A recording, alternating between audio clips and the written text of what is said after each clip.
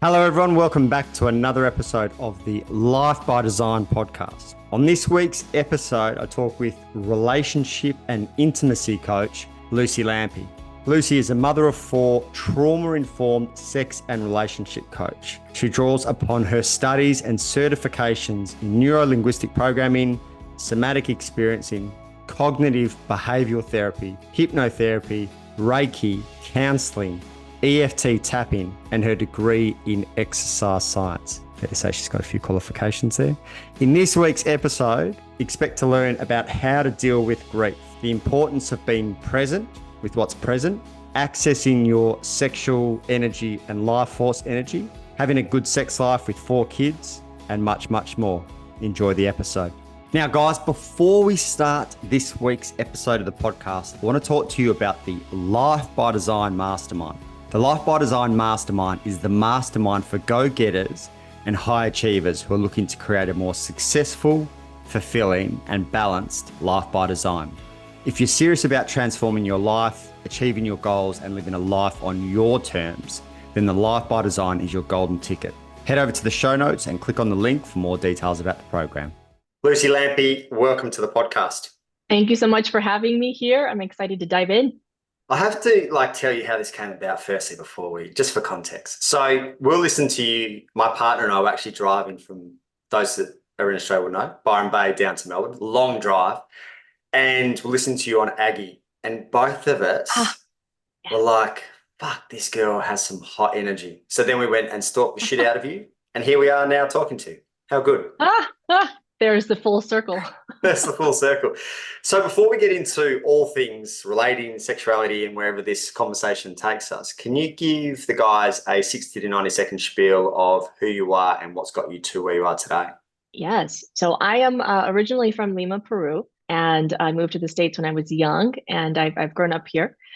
And I am currently working as a relationship and intimacy coach, well, for many years now.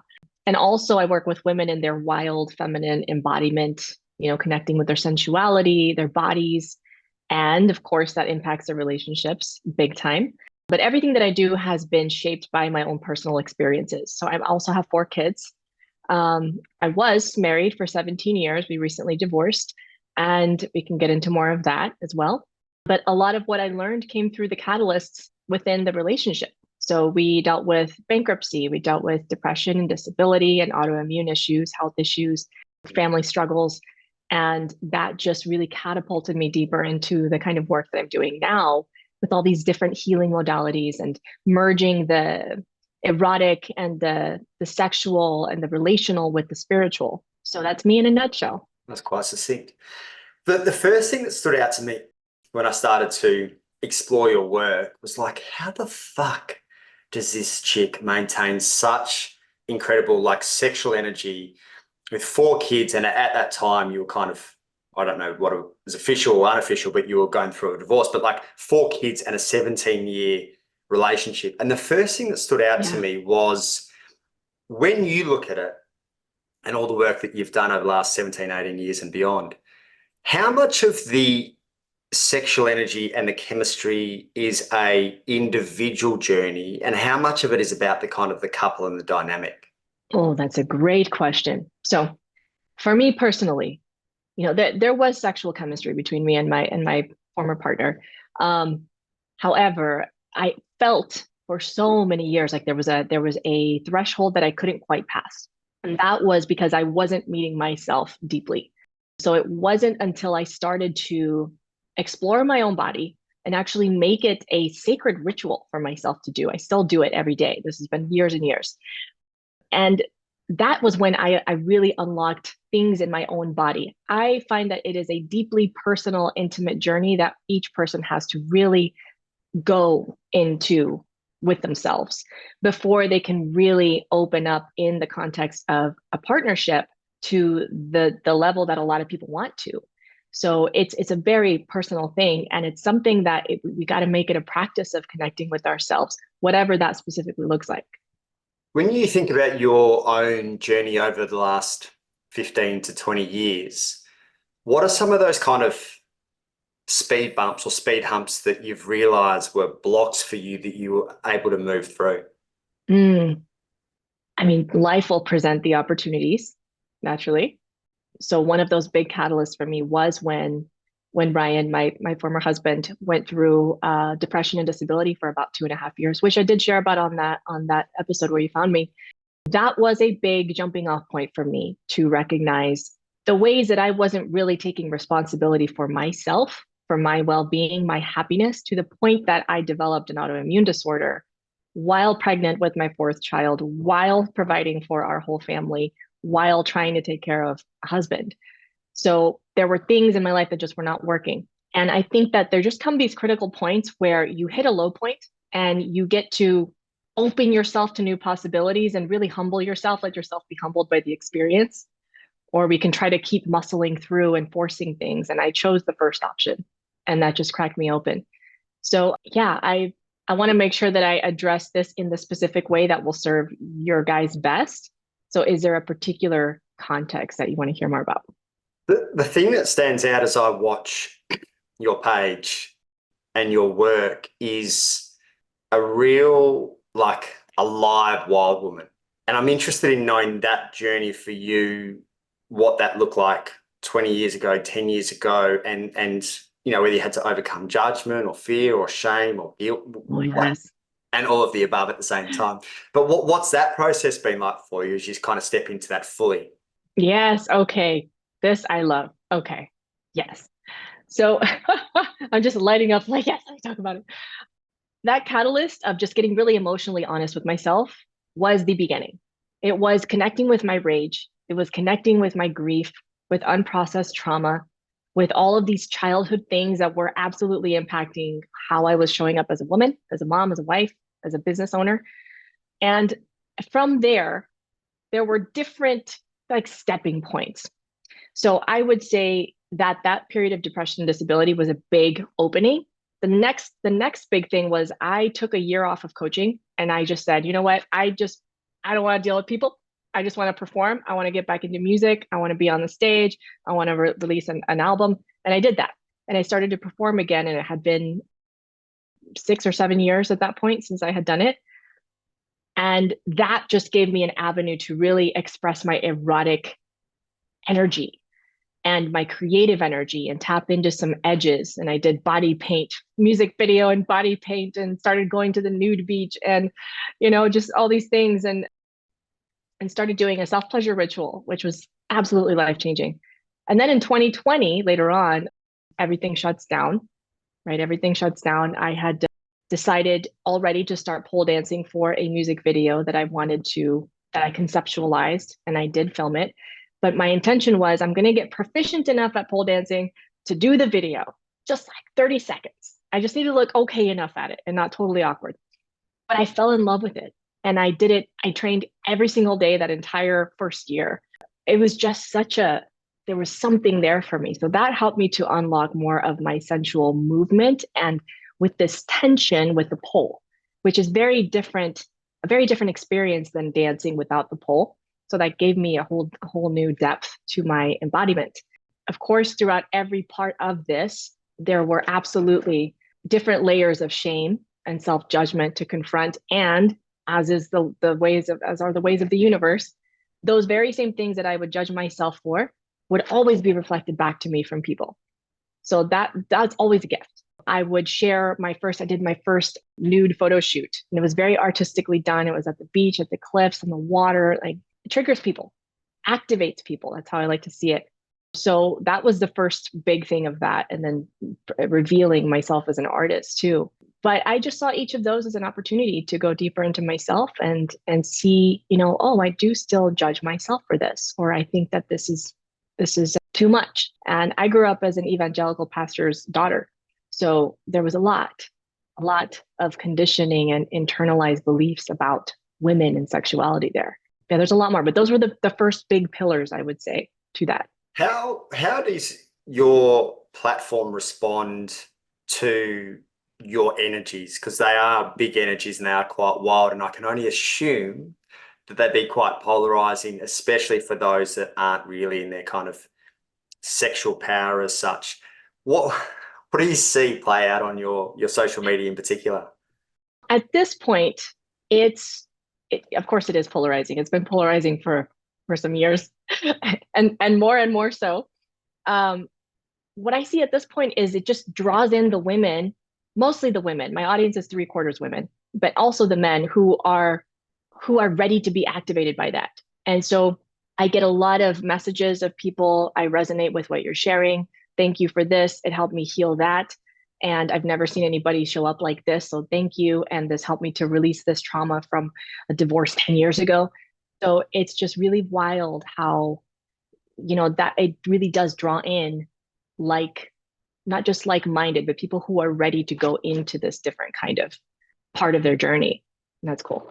I can only imagine as well, say a female, maybe in the early 20s, no kids, there's a different filter in which someone might see that as opposed to a mother of 4 was in a 17-year relationship. Does that kind of bring up a new piece that you had to move through in terms of mum energy and that type of projections as well?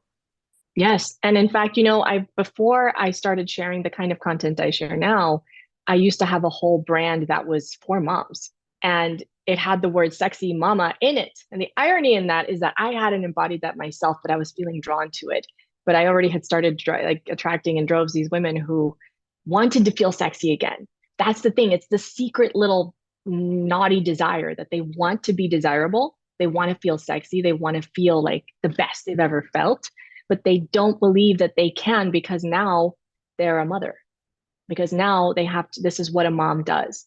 And so of course it looks different for everyone. Not every mom needs to be pole dancing and talking about, conscious self-pleasure and erotic embodiment, but that's my path. And so what I see how this plays out in other women's lives is really cool because it's so unique to them.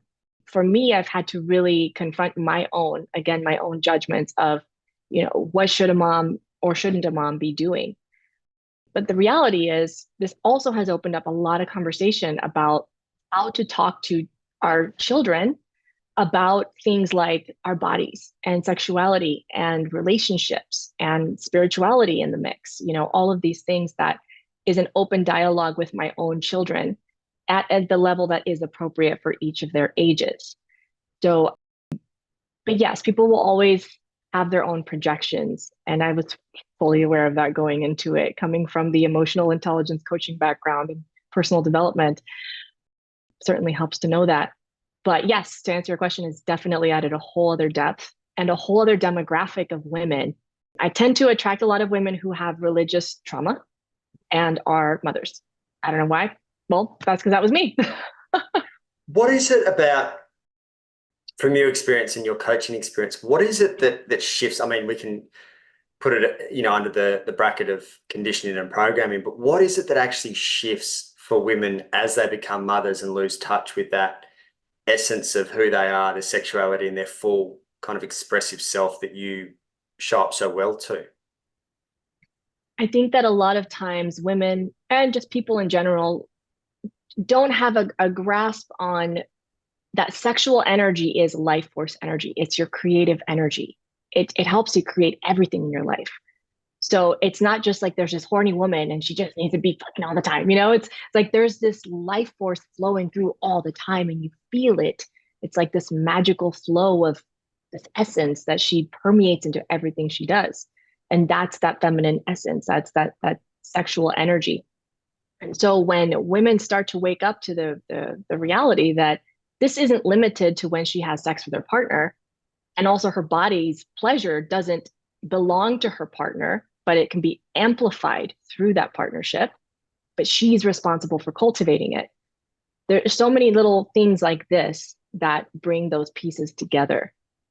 So as women go through my courses, for example, or the YouTube channel that I had for some years, still there, but I'm not active on it, they started to see like, oh, this is where my creativity comes from. And as I tap into that, everything in my life opens up. I become a better mother. I have more capacity to hold the fullness of my life because I'm tapped into this endless source. And that's really the core of what it is. It's not actually about sex. The erotic is different from the sexual. When it comes to your sacred practices or sacred rituals, What does that look like now, and how has that potentially evolved over the years for you? It has definitely evolved. It's really ultimately about being present with what's present, what's coming alive in the moment. Sometimes that might be rage. Sometimes that might be a deep, deep grief, as you have probably witnessed me walking through earlier this year. And sometimes it's just like you feel so good, you just want to jump out of your skin. That's how I feel today. So you never know. You can't predict it. That's the thing about the feminine part of our energies is that you just provide the space for it. So I just made it a practice to do that. And naturally, what goes on in that ritual space just has shifted over time, depending on what I needed to have like worked out in me. You mentioned there before that it's been the last few months has had its challenges with the break up of the relationship. And one of the words that you used there was grief, which I think a lot of people struggle with. Yeah. Why is it that we struggle with grief, and what has that grieving process looked like for you? Well, I think we struggle with grief because it's fucking heavy. It's excruciating. I mean, you have your heart shattered into a billion pieces. What do you do with that? You can't fix that. I knew that for me, it's been such a practice for me to have my heart completely open to whatever life has for me for years, that this was just a natural thing for me to do, is just to feel it all very deeply. And in my process of just having waves and waves of overwhelming grief, where I literally felt like my body was dying, so intense. But to be able to go into such a deep alchemy and create all these art from it, because that's alive too. Grief is alive, and it doesn't go away. It waits for you. I saw this clip from a Tyler Perry interview. He said, "My grief didn't go anywhere. It's alive. It waited for me patiently. It waited for me to drink. It waited for me to overwork. It waited for me to distract myself. And then when I was ready, there it was." So I went into this with the intention of I'm going to just feel everything as it comes up as much as I can and give myself lots of space. And that's what I did. And Ryan and I, we did uncouple, we did what a lot of, folks would call conscious uncoupling. So for the first month, we still both lived here, and we would have all the conversations about, just all of the untethering. I did a workshop on this in that time too, for other couples who are going through the same thing. But de-escalating the connection, gradually pulling our energy back, spending more time in our own space. And yeah, it was just such a wild, unexpected journey. And that is what really broke me open. I think what a lot of people too don't realize is that heartbreak isn't just it just has to suck. Like it cracks you open to be able to love even more. And so if you really let yourself feel that grief, and even when it feels like it's literally going to wipe you out, it won't last. It's eventually going to pass. And what's on the other side is going to be so much better. Has there been times for you, even with this like conscious understanding of grief and feeling fully, where you've wanted to shut down, or you've found yourself like not wanting to kind of explore what's coming up and kind of putting it in a box? Or have you managed to kind of stay open fully this whole process? There's definitely always the urge to do it in those moments, to shut down. The way that I like to think of this and communicate this is, it's like if you have two voices, if that voice of the fear, right? The fear and like I can't do this. I need to just shut it down. And then there's the voice of this love. And for me, as long as that voice of love is like louder, it's just louder enough than the other voice, and I can stay in it. I can stay in it. I can stay on the mat. And so I have not shut down through this process. That's what's been miraculous, because man, have I wanted to. And I don't even know how my face looked normal, because every day I was just weeping and weeping and weeping. And it's crazy. It's a whole journey. It's like if you've ever done plant medicine, it's like going through a really dark part of plant medicine. And you're like, what the fuck is happening? I think I'm stuck here forever. Oh my God, what have I done? I fucked up. And so it kind of feels like that. But you know that it's not going to last forever. So that does help, because every emotion changes. Nothing lasts forever. I feel like it's interesting because I was literally writing a post about this morning. So it's interesting that you say it. Someone like you, who's obviously done a lot of work, it can help whether want to call it a dark night of the soul, whatever kind of category you want to put it in. If you have been through something or you kind of understand it, it's almost like you can have a little bit of a bird's eye view to it. Whereas if you don't know what's going on and everything's just kind of breaking down around you, you really find yourself in it. And I feel like that perspective is almost like life-saving. And I literally mean that for some people, like being able to kind of pull back and know that you're in it, but you'll ride it out. Is that something that you've experienced kind of working with people where they're going through heartbreak, just the difference between that perspective of being in it and being able to zoom out and see the roller coaster that you're on? Oh, absolutely. And I work with couples, and I still am working with couples. In fact, just yesterday I had a session where they're in the middle of the roller coaster. And it's like, you guys are doing great. I know it sucks right now. That's just, I mean, to make it light. But I guide people through some really heavy stuff. And if I had not built my capacity through my own lived experiences, I wouldn't be able to do that. So it does help to have a zoomed out perspective, or at least have someone experiencing you, witnessing you, who has more of a zoomed out perspective, so they can give you some wider perspective. Because we tend to get caught up in our stories and we get in these dark spirals, and it feels impossible to get out of sometimes. And often it just takes somebody reminding you, here's actually what's happening in a bigger picture. Consider this. Maybe it's not this, maybe it's that. Maybe we remove that story and we remove that assumption, and we just look at it from a different perspective of what's happening in your personal journey is an initiation into what maybe we don't know yet.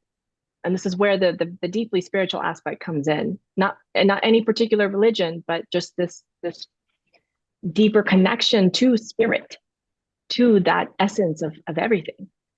And I also do, I mean, if anybody is aware of the different astrological transits and things, those are eerily accurate. Not that many years ago, I thought it was all bullshit. I can tell you, it is, they say for a reason, they say, millionaires don't follow astrology, but billionaires do.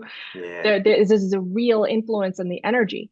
And I have a lot of Scorpio energy, like half my chart is Scorpio, and that is all about being in the underworld and the depths and the death and the rebirth. So it's like, I'm made for this. But yeah, we get into the dark things and help give people a rope so they can climb out. There's something about only having kind of explored your work over the last 4 months.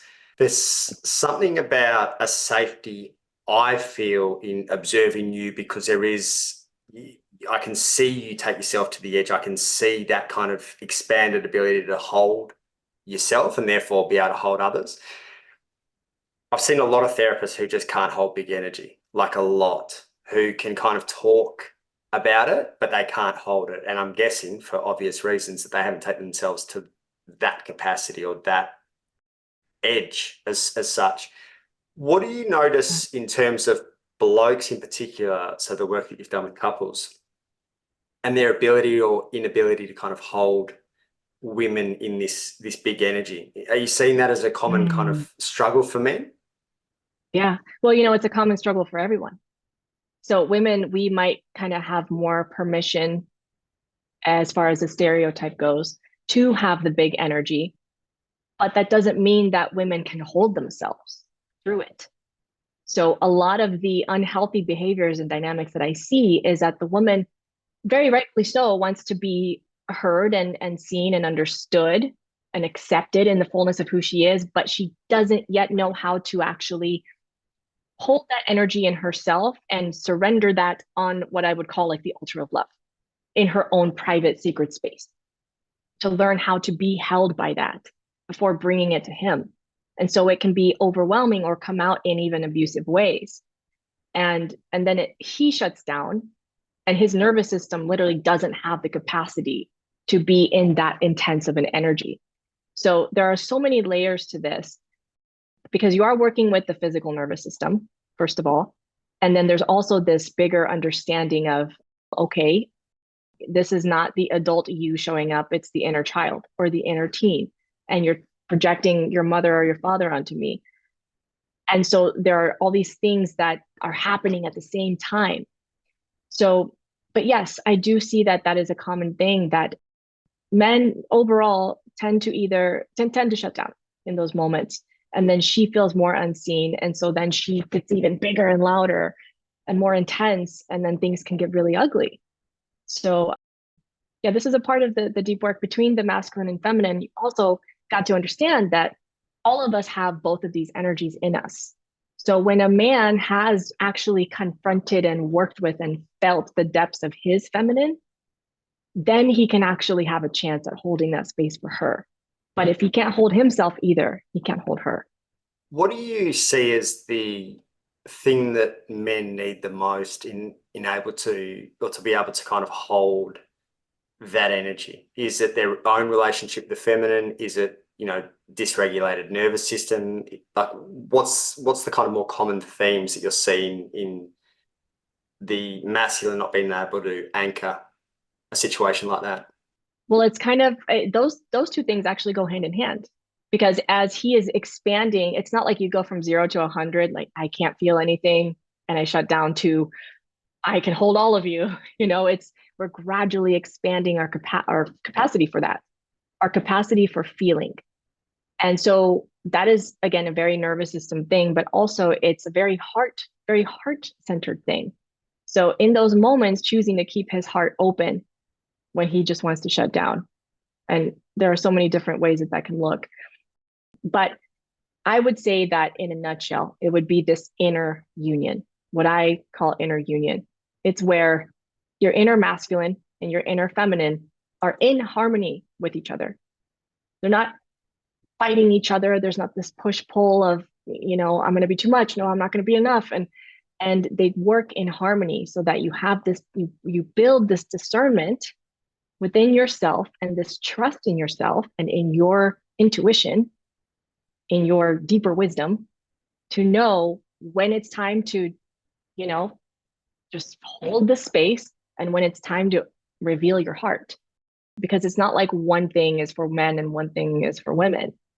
What do you speak about this really nicely on your socials, the different levels and depths and layers of sex, so to speak. And for a lot of people kind of getting caught on the surface level, and then you're talking about the connection to God, altered states of consciousness.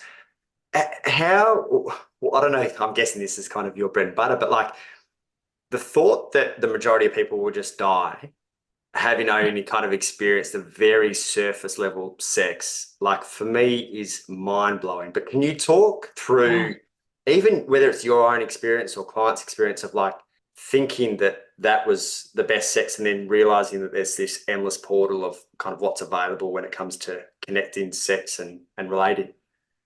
Yeah. I mean, there's always a deeper level. There is, I had a friend just this morning telling me, and he's a gay man. He's one of my gay best friends. He's like, wow, for the first time I had soul to soul connection. He's like, it was amazing. I said, right? Isn't that the best? It's like, I feel like he could see my soul. So, but I see this often. And when I started to really unlock this in myself, again, it was me unlocking it with myself, because you've got to be able to go to those depths within yourself, because it's extremely vulnerable to open your heart and your energy so much to another person. And if you can't even do that with yourself, when there aren't all these other variables to consider, and it's going to be really hard, nearly impossible. Not impossible, people have done it, but it's going to be way more difficult to do for the partner. So, I mean, the way that I see it, what happens in the bedroom, it just reflects the expansiveness of your consciousness in all of your life. And it's something that you either make it a practice. People think of it as like eating. You do it every day, or you do it however often. And it's an action, but it's a practice, because every time you're showing up in that space, you're either reinforcing something that actually isn't connecting you and isn't really working and isn't expanding you, or you are showing up with this curiosity and this openness to, okay, what's possible today? Again, that practice of what's coming alive in me today. How can I be with that? How can I bring that into this space with a partner? And that's where you get to experience this whole spectrum. And it's not a linear thing. It's not like best sex ever, and then the next time it gets even better and better and better.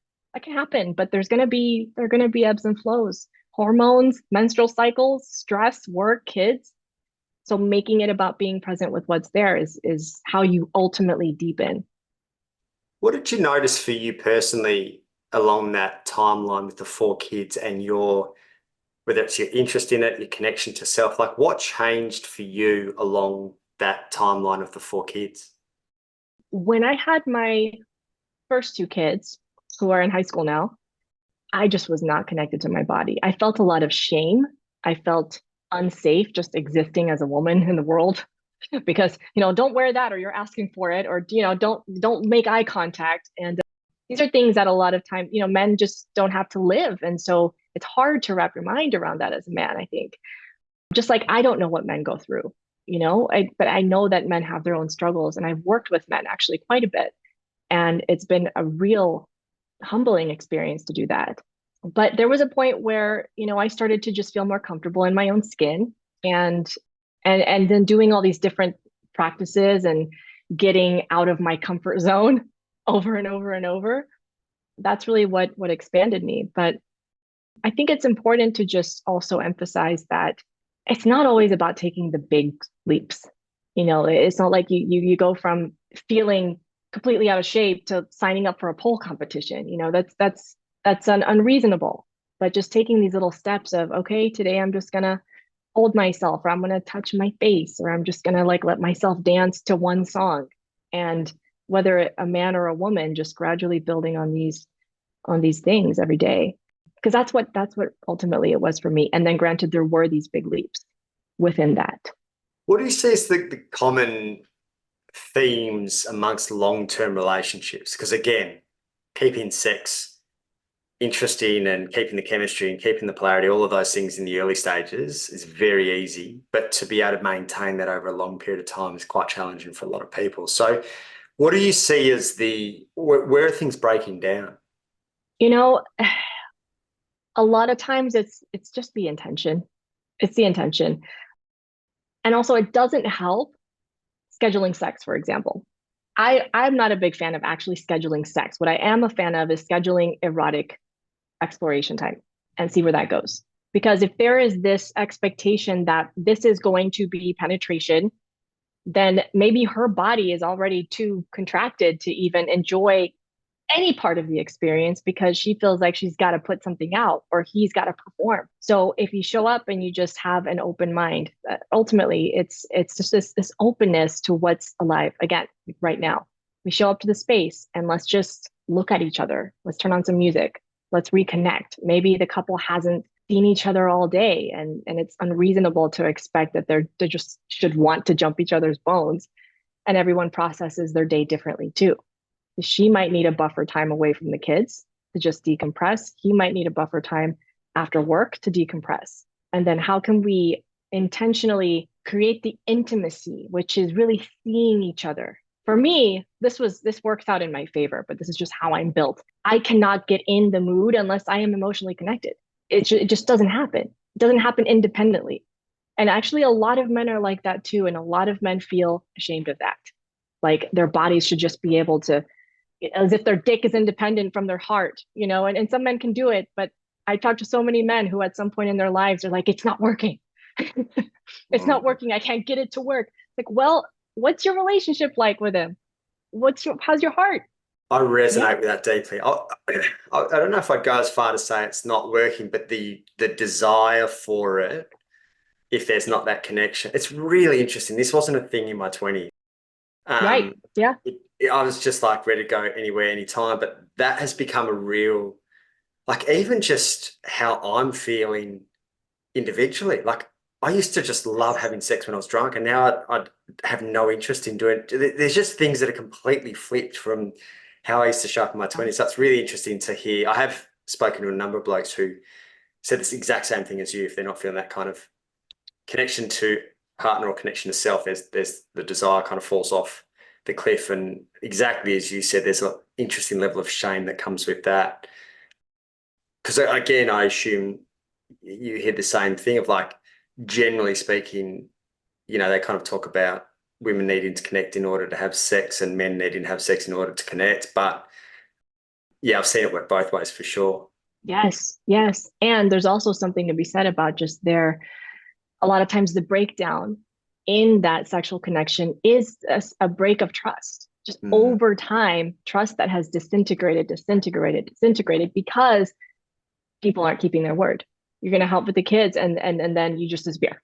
It's that's a conversation that I hear a lot between partners is when you tell me that you're going to do this, and not only do you not do it, but then you don't come back and clean it up and acknowledge, hey, I know that I didn't do this and I'm sorry, and next time I'm going to do this. That's just integrity. And if there's no integrity in the relationship, how can there be this wild turn on? Because unconsciously, even if you don't consciously know it or recognize it, your body cannot trust, it knows that it cannot trust this person. And that trust is really fundamental to a strong, genuine sexual connection that is deep. I love this. I don't know if you've experienced this in your world, but if I am working with women, the exact conversation comes up, and there's almost like a level of confusion for some of them when I bring the word in trust, because they're like, oh, he wouldn't do anything wrong. He hasn't cheated. And I'm Yeah, like, no, no, right. no, no, no. I'm talking about the Not that. small things that have chipped away at you for a 5-year period and the lack of integrity between words and actions. Because I think for a lot of couples, their immediate thought when trust is like some kind of deceit of some sort of betrayal. But it's often just Mm-hmm. that exactly as you said, just the integrity between words and actions that as an isolated incident, he forgot the milk, cool, not the end of the world. But the fact that he's Yeah. lacked integrity for the last 5 years, of course your body is closed off to him. Yeah. Common Yeah. theme And at that's your the end? first thing I tell men. Like Mm, that's the number one thing is so like, interesting. where's your integrity at with this?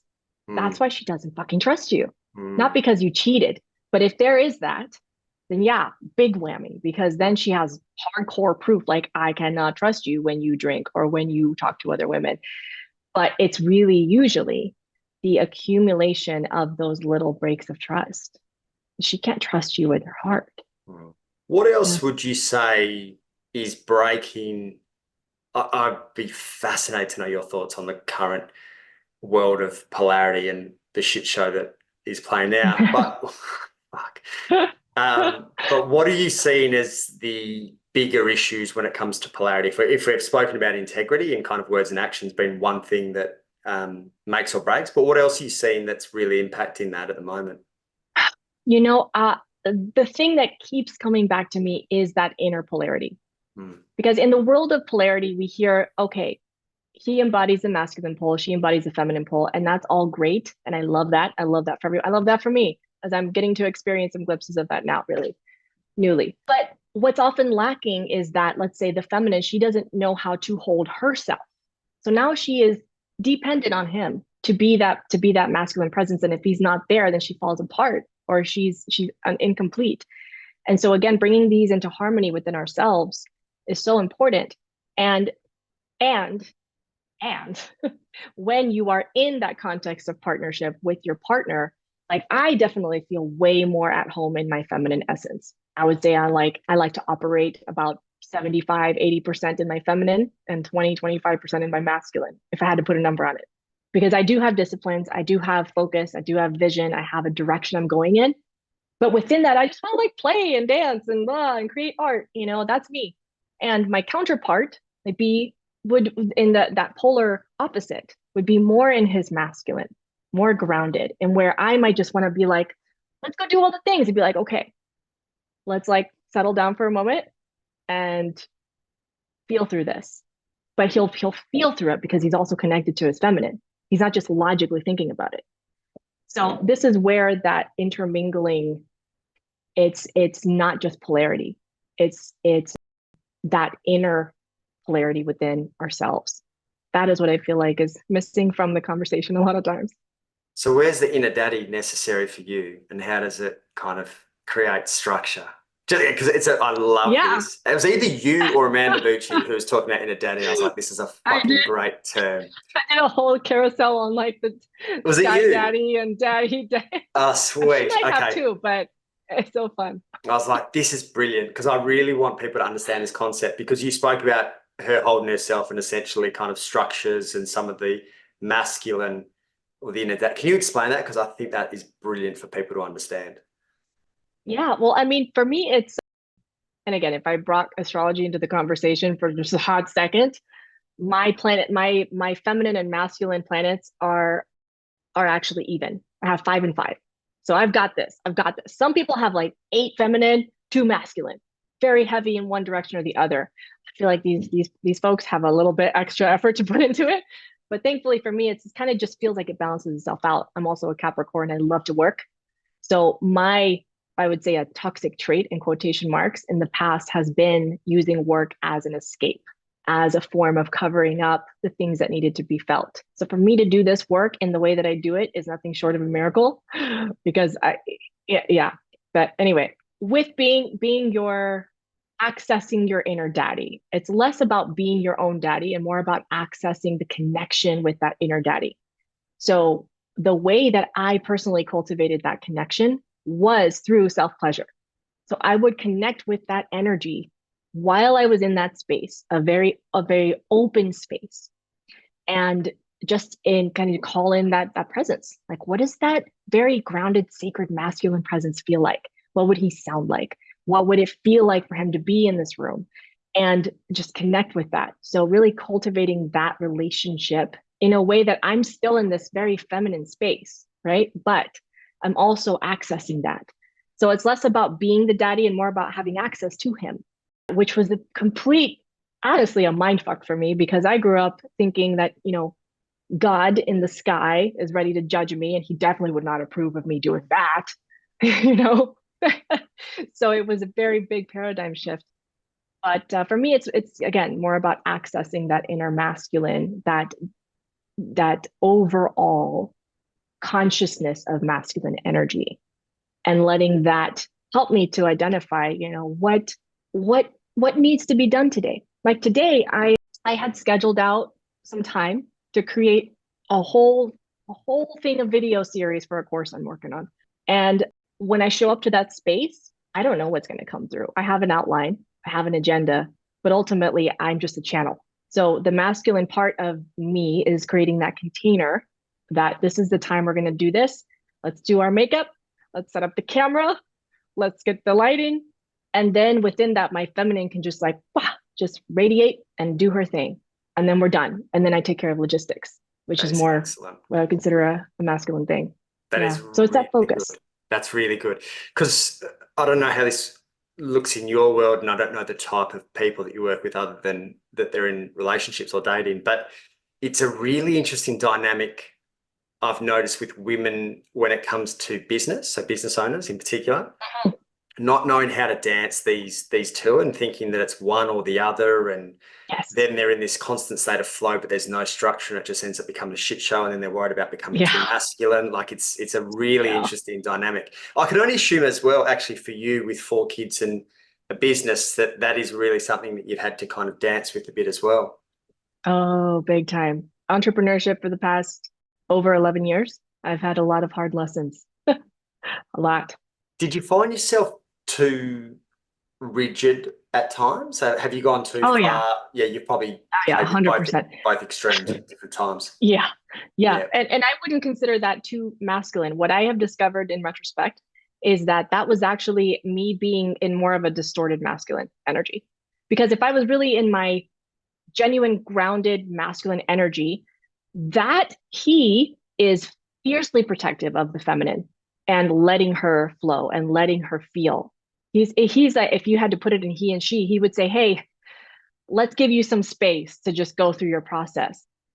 I wasn't doing that. I was just going through kind of a robotic, going through the motions, because that's what most of us see, and we think that that's normal, and it is. It's common. So yeah, so when women say I'm being too masculine, I think, well, are you? You really? Mm, yeah. Yeah. So obviously one of the big things that you work on is sensual embodied dance. What is that, and why is that significant? So I did not grow up a dancer. First of all, I have scoliosis. I have flat feet. I still have scoliosis, but I dance now. I never considered myself a dancer. So when I started to dance, I felt so awkward. I felt so awkward. I couldn't even do it in front of myself without feeling so awkward. Like nobody's even watching me and I feel awkward. That's why it was such a big deal. I started taking these heels, choreography classes, just online where nobody could really see me. And then I would film myself and watch myself and study myself and get better and do it again, again and again. And so there was something to that that was great, getting the right motions, the choreography, but that was not necessarily embodied dance. So this is where when the pole came into my awareness, when that journey began, that's when I really started to feel, okay, so how does my body want to move? How does it want to express itself? And I don't need a specific choreography for that. What I need is enough courage to just let my body move however it wants to move and give it the space for that. So that, to me, the difference between just a dance, you can watch professional dancers dancing and you can tell the ones that are rigid and they're not really feeling it. It doesn't feel like there's not that spark.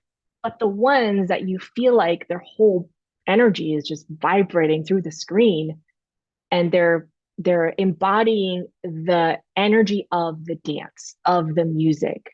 That essence is just like they are it. That's embodiment. You are it. And so, yeah, it's been really interesting to now I'm working on a course of embodied sensual dance for women.